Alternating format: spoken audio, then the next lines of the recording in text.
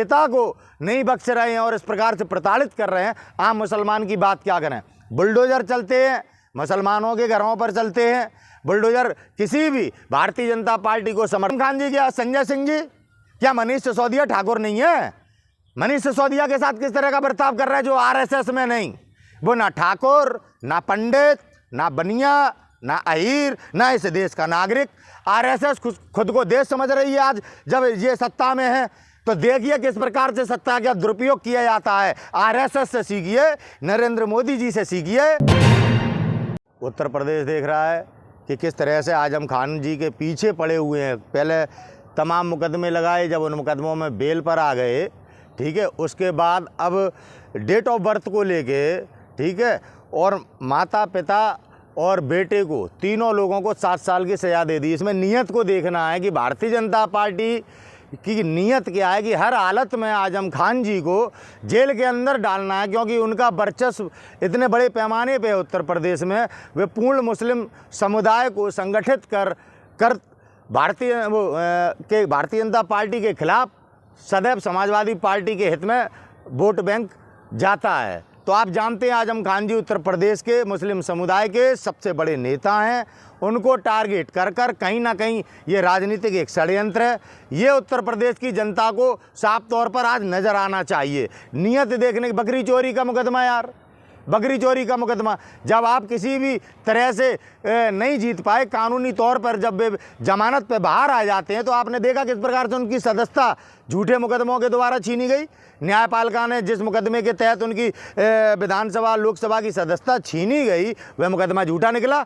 उन्हें न्यायपालिका ने बरी कर दिया, लेकिन उनकी सदस्यता वापस नहीं आई। कितने आनंद फानंद में वहाँ चुनाव करा दिया जाता है, जब उन्हें जेल में डाला जाता है, और वहाँ पर एक विधायक बन जाता है सक्सेना, और वह सक्सेना एफआईआर कराता है कि उनके बेटे का जाति प्रमाण पत्र फर्जी है। और उस फर्जी मुकदमे में किस तरह से आजम खान जी और उनकी पत्नी और उनके बेटे को 7 साल की सज़ा दे दी जाती है। भारतीय जनता पार्टी जब से सत्ता में आई है, उनने टारगेट किया मुस्लिम समाज के लोगों को, और किस तरह से उनको प्रताड़ित करके जेलों में डाला जा रहा है। जब आजम खान जैसे नेता को नहीं बख्श रहे हैं और इस प्रकार से प्रताड़ित कर रहे हैं, आम मुसलमान की बात क्या करें। बुलडोजर चलते हैं, मुसलमानों के घरों पर चलते हैं बुलडोजर। किसी भी भारतीय जनता पार्टी को समर्थन करने वाले या उनके नेता जिन्होंने बड़े बड़े क्राइम किए, यहाँ तक कि किसानों को गाड़ी से कुचल दिया, यहाँ तक कि सुबोध सिंह एसआई को बजरंग दल के लोगों ने दौड़ा कर गोली मारी, ठीक है, मनीषा वाल्मीकि, उनके बलात्कारियों को, किसी के घर पे बुलडोजर नहीं चलता है। यहाँ तक कि इनके सांसद ब्रजभूषण शरण सिंह पे गोल्ड मेडलिस्ट बेटियों ने आरोप लगाया, उनके ऊपर बुलडोजर नहीं चलता है। बुलडोजर केवल मुसलमानों के लिए है, हिंदुत्व की राजनीति के लिए है। इज्जतदार सम्मानजनक नेता आजम खान जी जैसे लोगों को नहीं बख्शा जा रहा है। चाहे आप आजम खान को देख लीजिए, एक तरफ प्रताड़ित किया जा रहा है, दूसरी तरफ राजा भैया है। अगर आपकी ठाकरों की सरकार है, तो जब समाजवादी पार्टी की सरकार थी तो राजा भैया मंत्री थे। आज ठाकरों की सरकार में राजा भैया मंत्री क्यों नहीं है? राजा भैया के पास कोई विशेष पद क्यों नहीं है? राजा भैया को प्रताड़ित क्यों किया जा रहा है? टाइम था आजम खान की तूती बोल रही थी, अब सब कुछ खत्म हो गया। देखिए आजम खान जी का उत्तर प्रदेश में वर्चस्व है, उनके साथ उत्तर प्रदेश का पूरा मुसलमान है। और आने वाले लोकसभा के चुनाव में आजम खान जी जैसा नेता जब नहीं झुक रहा है, तो रामपुर की जनता को ये याद रखना चाहिए, जिस नेता को तुमने वोट दिया वह ऐसी ताकतों के सामने नहीं झुक रहा है जो ताकतें सभी नागरिकों से बोलने का अधिकार छीन रही हैं।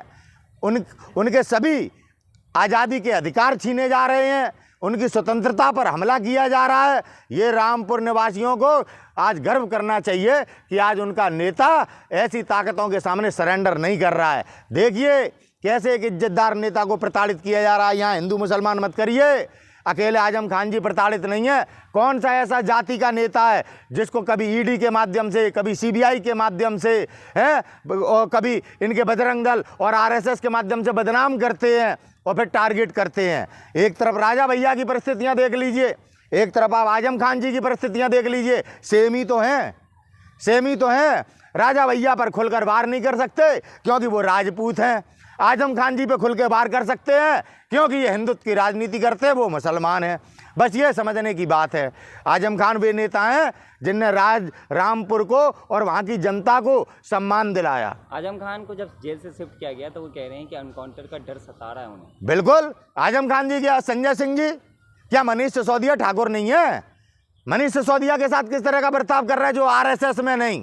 वो ना ठाकुर, ना पंडित, ना बनिया, ना अहीर, ना इस देश का नागरिक। आरएसएस खुद को देश समझ रही है आज जब ये सत्ता में है। तो देखिए किस प्रकार से सत्ता का दुरुपयोग किया जाता है। आरएसएस से सीखिए, नरेंद्र मोदी जी से सीखिए, आप भारतीय जनता पार्टी की डबल इंजन की सरकार से सीखिए। मणिपुर में क्या किया, क्या हुआ नू और मेवात में, क्या हुआ जाटों के साथ, क्या हुआ गुजरों के साथ, किसे छोड़ा है? मध्य प्रदेश में गुजरों को मारते हैं, उत्तर प्रदेश में जाट समुदाय को मारते हैं, मुसलमानों को मारते हैं, बहुजन समाज के लोगों को मारते हैं। किसे छोड़ रहे हैं ये? जो इनसे सवाल पूछता है, जो इनकी आंख में आंख डाल के बात करता है माफी वीरों से, ये लोग आज उन लोगों को कुचलने का काम कर रहे हैं संवैधानिक शक्तियों के माध्यम से। आजम खान उत्तर प्रदेश के बड़े नेता हैं, आज उनके साथ किस तरह का व्यवहार किया जा रहा है ये निंदनीय है। इनकी गंदी राजनीति है। आज इनकी नीयत को समझने की ज़रूरत है कि ये आजम खान जी के पीछे पड़ चुके हैं। किस तरह से आज आजम खान के परिवार को प्रताड़ित किया जा रहा है। आप लोग राजनीति कर रहे हैं। क्या कह रहे हैं आप? सजा तो कोर्ट द्वारा दिया गया है ना भाई, सजा तो कोर्ट द्वारा राहुल गांधी जी की सदस्यता छीन ली थी। कोर्ट आज न्यायपालिका क्या स्वतंत्र है? हमारी न्यायपालिका के सुप्रीम कोर्ट के 4 मजिस्ट्रेटों ने 4 साल पहले प्रेस कॉन्फ्रेंस करके कहा था आपके देश का लोकतंत्र खतरे में है। आज आजम खान जी की परिस्थितियां, राजा भैया की परिस्थितियां उस बात का प्रमाण हैं जो हमारे देश के 4 मुख्य न्यायाधीशों ने प्रेस कॉन्फ्रेंस करके आपको अवगत कराया था भारतीयों को। आज ईडी की रेड किन पर हो रही है? भारत के नागरिकों पर। किस लिए हो रही है? कि आप भाजपा का समर्थन करो वरना जेल चलो। आप भारतीय जनता पार्टी को चंदा दो, उनकी सदस्यता लो, नहीं तो जेल चलो। किस तरह से आज हमारे देश में संविधान का दुरुपयोग किया जा रहा है, संवैधानिक एजेंसियों का दुरुपयोग किया जा रहा है, ये हमें देखना पड़ेगा देश के नागरिकों को। अगर आज हम नहीं चेतेंगे, आज हम नहीं जागेंगे, तो आगे आने वाले दिन हमारे बड़े। लेकिन अनुराग ठाकुर कहते हैं कि ईडी स्वतंत्र अपना काम करती है। अरे घंटा ईडी स्वतंत्र है। ईडी अगर स्वतंत्र होती तो आज शुभेंदु अधिकारी जेल में होते। अगर आज ईडी स्वतंत्र होती तो जिस तरह से भारतीय जनता पार्टी की महाराष्ट्र में सरकार बनाई है वो सबरे जेल में होते। ईडी स्वतंत्र होती तो सीएजी की रिपोर्ट पे जांच बैठाती। ईडी स्वतंत्र होती तो नोटबंदी में हुए घोटाले, जो काले धन को जिस तरीके से सफ़ेद किया गया, ईडी जांच करती। ईडी तो आज नरेंद्र मोदी जी के इशारे पर विपक्ष को समाप्त करने पर लगी हुई है, लोकतंत्र की हत्या कर रही है। दुर्भाग्य हमारे भारत का कि आज हमारे देश की संवैधानिक एजेंसियां हम भारत के नागरिकों पर अत्याचार कर रही हैं, देश को गुलामी की ओर ले जा रही हैं। आज अंग्रेजी हुकूमत की आज हमें याद आती है।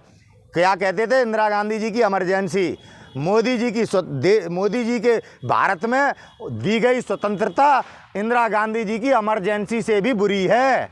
इससे तो बढ़िया इंदिरा गांधी जी की इमरजेंसी थी।